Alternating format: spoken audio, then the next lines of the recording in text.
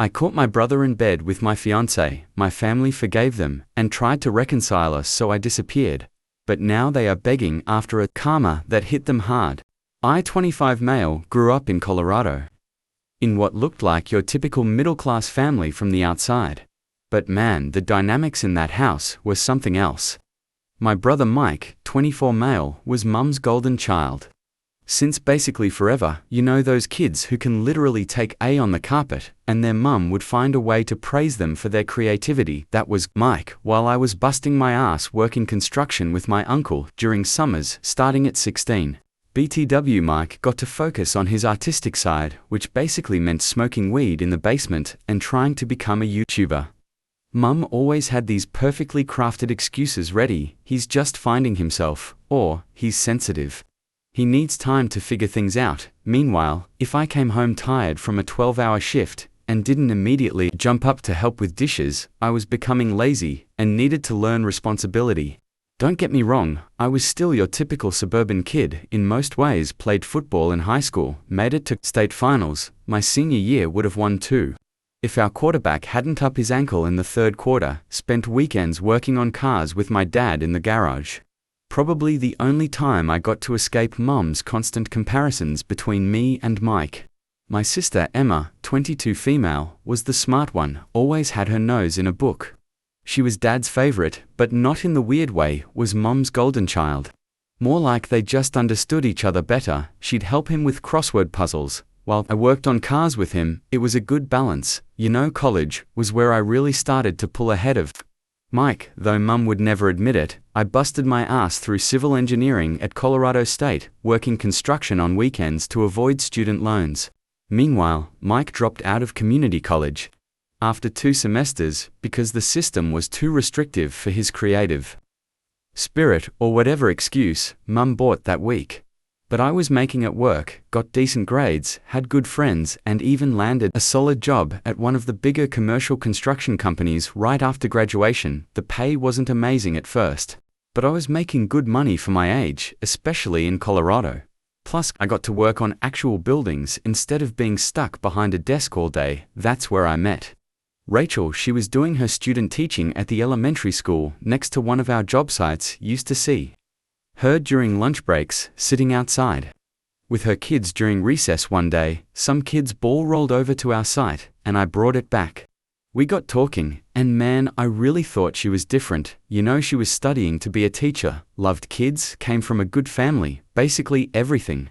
I thought I wanted. Mum absolutely loved her from day one, which should have been my first red flag. Looking back, always inviting her over for family dinners. Even when I was working late at the site, she and Mike would spend hours talking about movies and music, while I was busting my ass trying to build us a future. It's so nice that you and Mike get along so well, Mum would say, beaming like she'd personally arranged it or something. After 3 years together, I proposed last December, had it all planned out, took her to this spot up in the mountains where we had our first real date, got down on one knee, in the snow, the whole 9 yards. She said yes. And I really thought I had it all figured out. We even put a down payment on this nice little house near my parents' place. Rachel talked about wanting at least 3 kids, said she wanted to raise them close to family. Your mum's going to be such an amazing grandmother.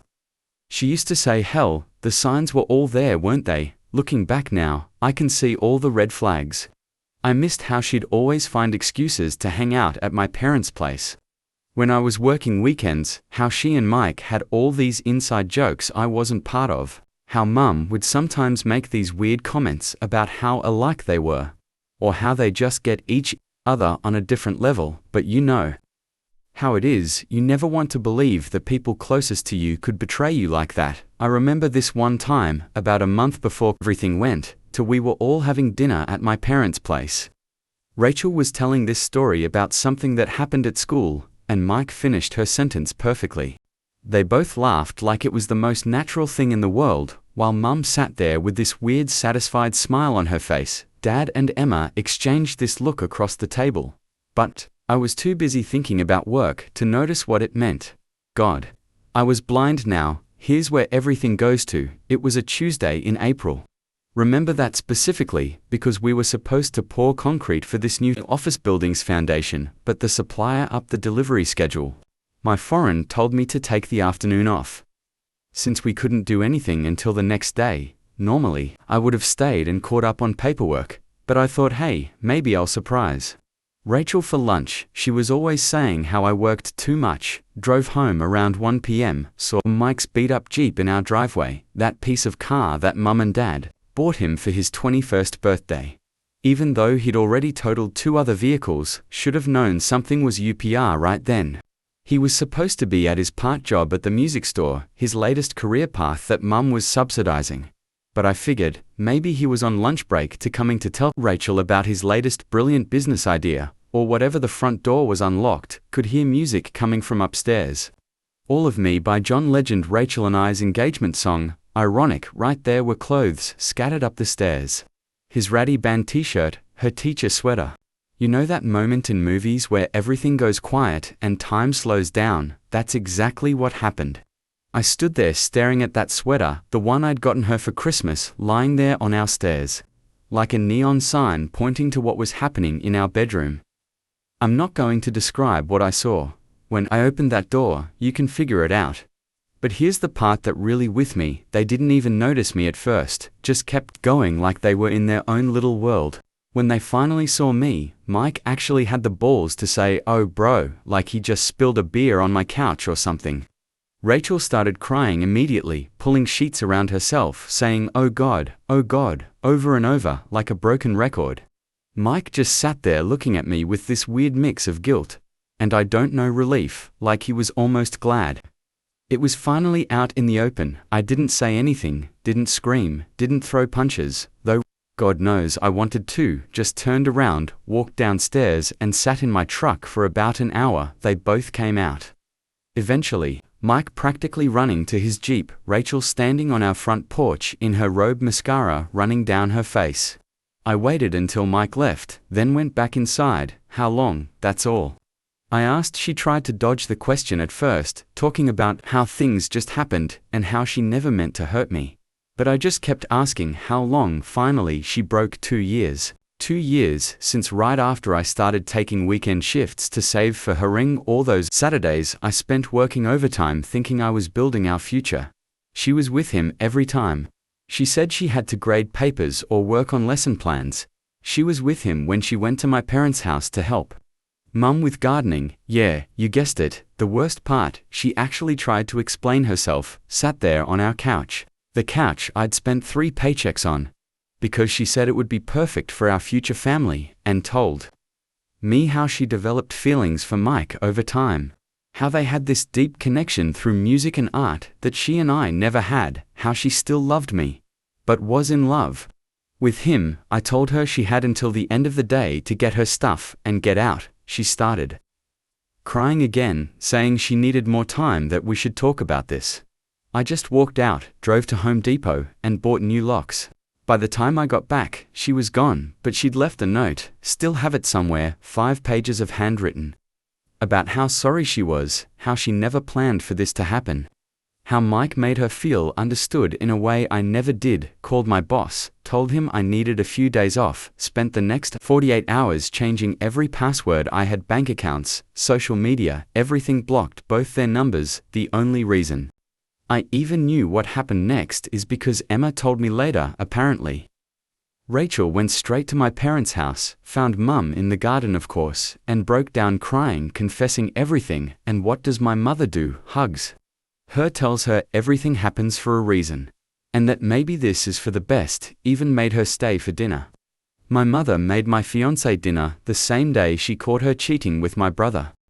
Mike showed up too, probably after Rachel called him, had this whole speech ready about how they didn't choose this, how love just happens, how they wanted to tell me but didn't know how. Mum sat there nodding along like this was some Hallmark movie about star-crossed lovers. Dad just stared at his plate while Emma stormed out. Rachel moved in with her parents initially, but within a week, she was spending every night at my parents' house in my old room with my brother, and Mum was just okay with it. Actually seemed happy about it. Later found out she'd been encouraging them, telling Mike how Rachel was more his type, and telling Rachel how alike they were the next few days are kind of a blur. I remember Emma coming over with pizza sitting with me. While I alternated between rage and just emptiness, she told me Mum was already talking about when things settle down, and how we'll all laugh about this someday. Yeah, right. That weekend, I got an email from Rachel asking to talk about splitting up our shared stuff, told her to take whatever she wanted. I didn't want anything that reminded me of her anyway. She took most of the furniture, including that couch, left me with an empty apartment. And an engagement ring I'm still paying off. So after the initial discovery, and Rachel moving out, that's when the real mine started. Mum began this, I don't know what to call it, this campaign to normalize everything. She'd casually mention how natural Mike and Rachel's connection was, how she'd always seen something special between them. We started bringing up all these memories of them together, rewriting history to make their betrayal seem like some beautiful love story that was meant to be remembered. That music festival they went to together 2 years ago, the one Mum convinced me not to go to, because I needed to focus on my career. Yeah, turns out, that's when they first hooked up. Mum she knew had been encouraging them to spend time together, because Rachel brought out a better side of Mike. Meanwhile, I was working 60-hour weeks, trying to save up for a house for a wedding for the future. I thought we were building the worst part. Mum started suggesting that maybe this was all my fault. You were always so focused on work, she'd say, or Rachel needed someone who could understand her creative side. Like Mike Ryan was working hard to build a life, instead of sitting in the basement smoking weed, and finding myself like Mike. Then this supervisor position opened up at our Texas branch. The pay was better, like significantly better, and honestly, I needed an escape plan the day I heard about it.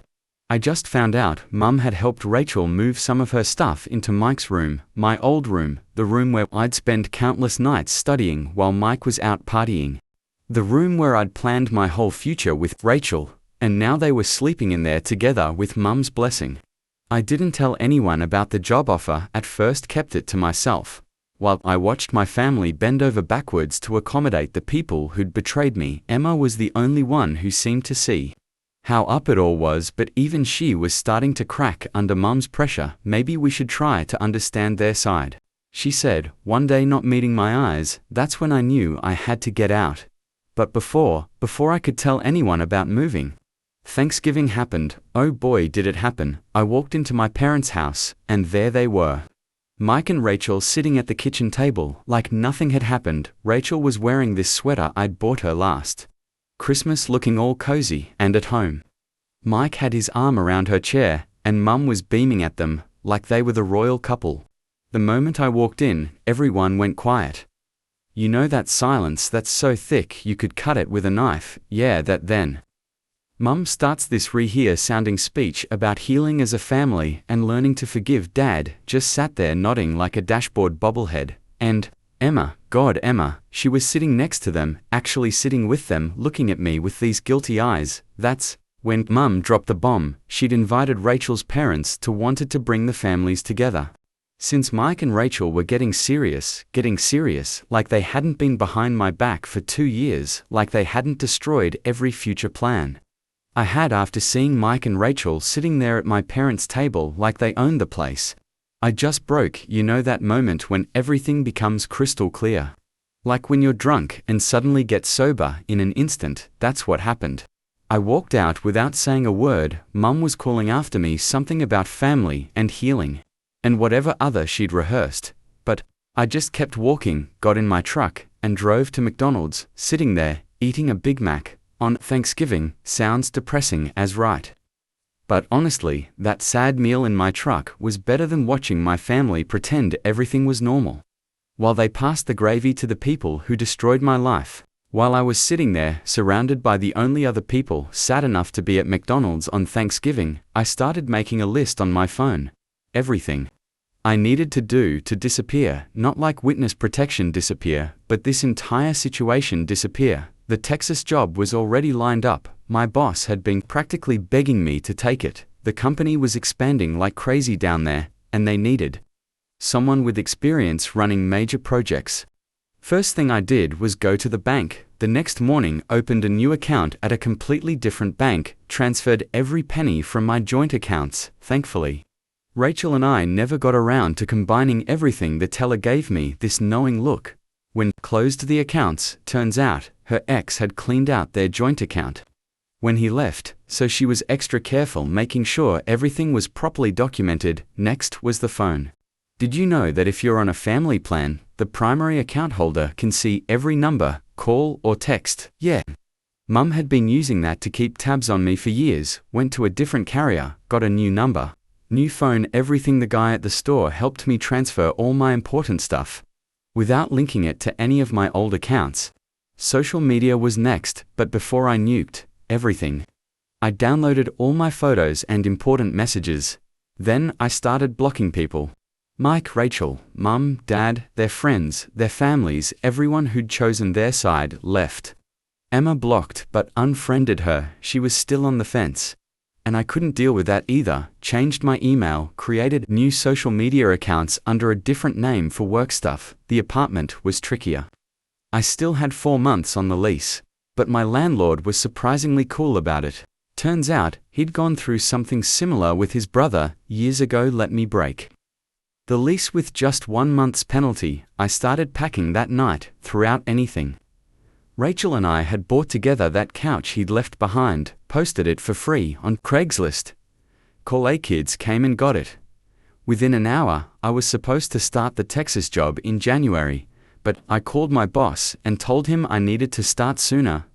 Made up some about wanting to get settled before the holidays. He was stoked, said they needed help, ASAP. Anyway, found an apartment in Houston. Through a guy at work, signed the lease electronically, and paid the deposit that day. The next week was a blur of packing and planning.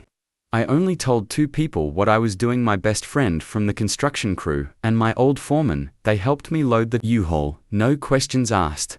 My foreman even gave me a heads up that Mum had been calling the office looking for me. The irony: while I was packing, Mum kept trying to arrange this big family meeting to work things out, kept leaving these voicemails about how we needed to heal together, and how running away from problems doesn't solve them. Rich, coming from the woman who'd been running from reality for years, pretending her precious golden child could do no wrong. The day I left, December 15th, was cold as hell, like frost on the windows. Breath freezing cold, felt appropriate somehow. I got up at 4:00 a.m., loaded the last few boxes and hit the road. Before the sun was up, didn't leave a note, didn't tell anyone goodbye, just got in my truck with the U-Haul hitched to the back and started driving south. Mum must have noticed something was up pretty quick, because by the time I hit Kansas, my phone was blowing up with messages from random relatives. Apparently, she'd gone to my apartment and found it empty, started calling everyone she could think of, crying about how I'd abandoned the family and how she was worried sick. I just kept driving somewhere in Oklahoma. I got a friend request on Instagram from an account I didn't recognize. It was Mum trying to be sneaky. Her message was a piece of work. Why would you move without telling us? We're your family, we miss you and need you home for the holidays. We can work through this together. I replied with the most satisfying message I've ever written. You only have 1 son left. I'm not part of that family anymore. Then I blocked her new account and kept driving. Hit Texas that night, checked into a hotel because I was too tired to deal with the apartment. Laid there in that generic hotel room staring at the ceiling, and you know what? For the first time in months, I actually slept through the night. No stress dreams, no waking up angry, just peace. Found out later that Mum had a complete meltdown when she read my message. Started calling everyone in the family, crying about how her baby boy was making rash decisions and how she'd failed as a mother. Yeah. No, you failed, Mom, just not in the way you think. So there I was in Texas, actually starting to build a decent life for myself. Got promoted to project manager within 3 months. Turns out, when you're not dealing with constant family drama, you can actually focus on work. Bought myself a new F-150, the kind Mike always wanted but couldn't afford because artists don't care about material things. Started training MMA at this local gym. Figured I needed a healthy way to deal with all the anger, and was finally sleeping through the night without waking up wanting to punch walls. Then it happened. It was a Wednesday in January when I got the call. I was on site reviewing plans with my foreman when my phone buzzed. Didn't recognize the number, but it had a Colorado area code.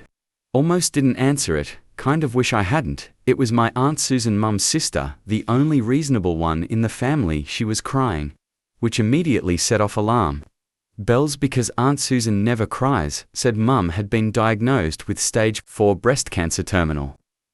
3 months to live, maybe less. Said Mum, was asking for me, wanted to make peace before you know. I sat there in my truck for an hour after that call, just staring at nothing. Called my boss, told him I needed a few days, booked a flight back to Colorado for the next morning, even packed a suit.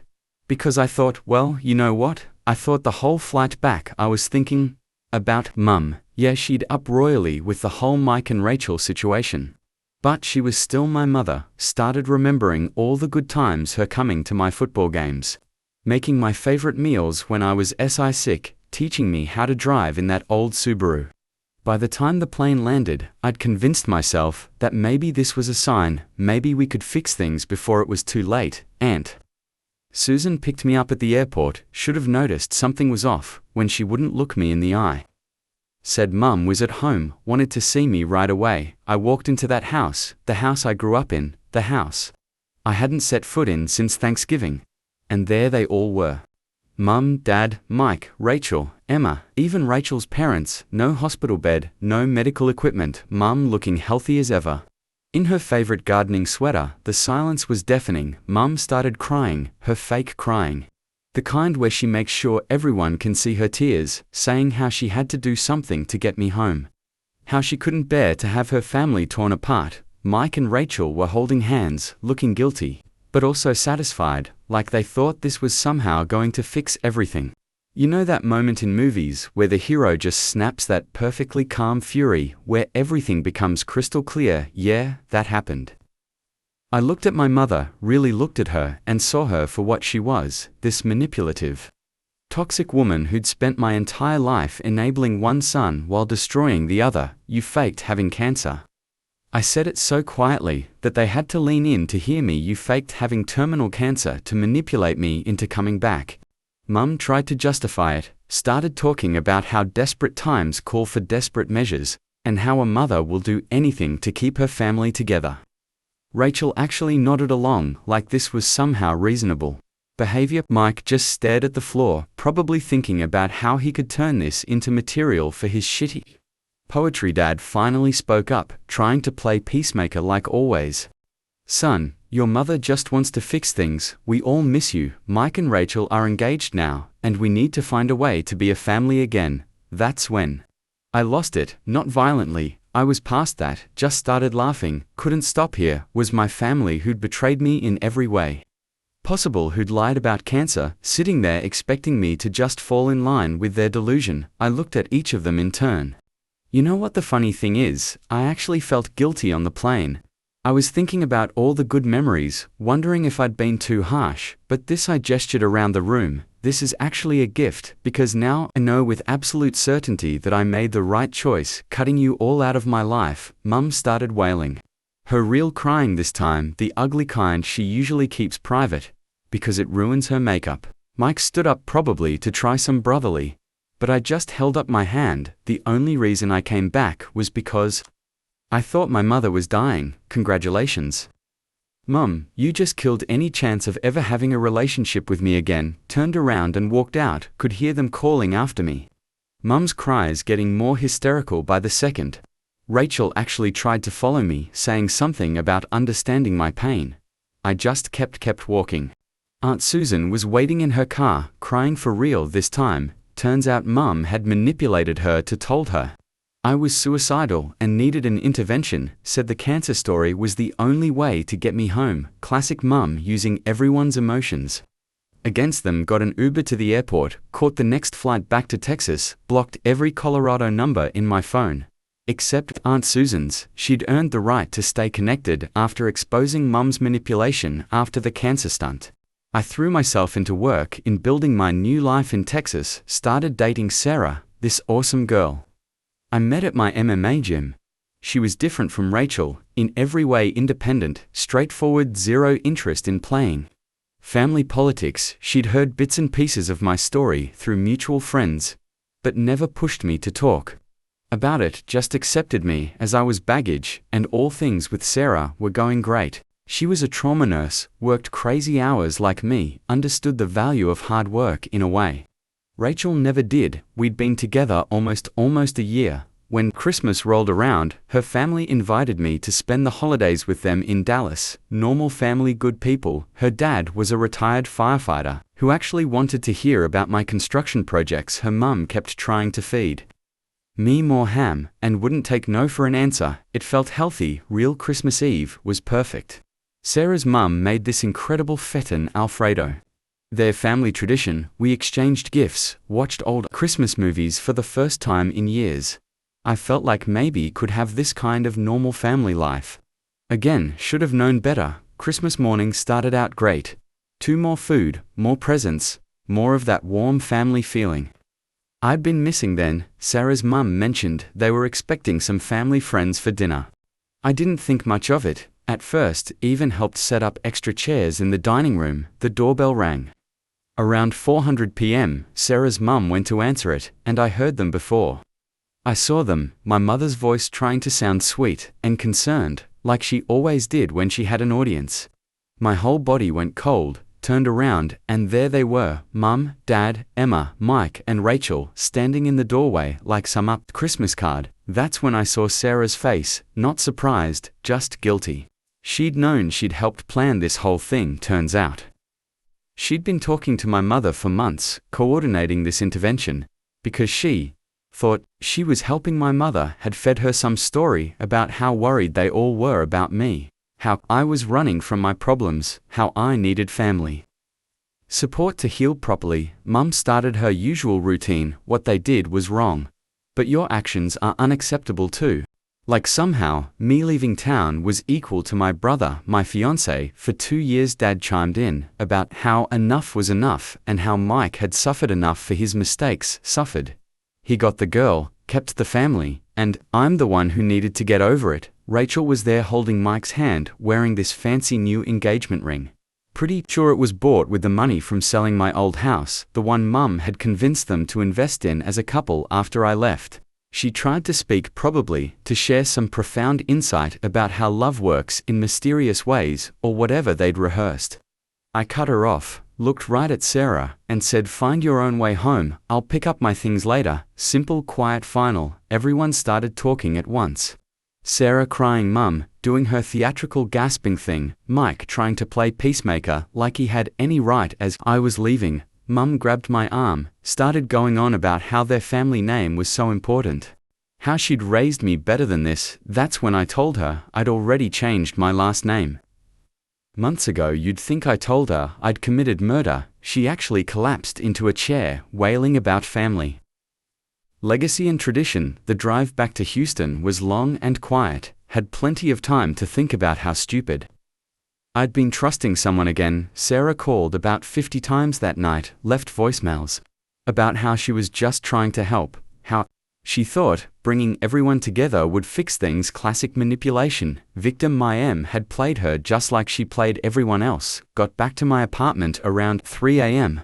Looked at the Christmas tree Sarah and I had decorated together, all the presents still wrapped underneath. Took every gift she'd given me over the past year and put them in a box. Added the spare key she'd left, the toothbrush from my bathroom. Everything, dropped it all off at her place. The next morning, before she got back from Dallas, the worst part, found out later that this whole Christmas intervention had been in the works for months. Sarah had been reporting back to my mother about everything, where I was working, who I was hanging out with, if I was dating anyone else. She'd even helped them find my new address, which I'd kept private specifically to avoid this kind of mum had played. Sarah perfectly shown her old family photos, told stories about how close we all used to be, painted this picture of a concerned mother just trying to help her troubled son, and Sarah wanting to be the one who fixed everything, fell for it hook, line, and sinker.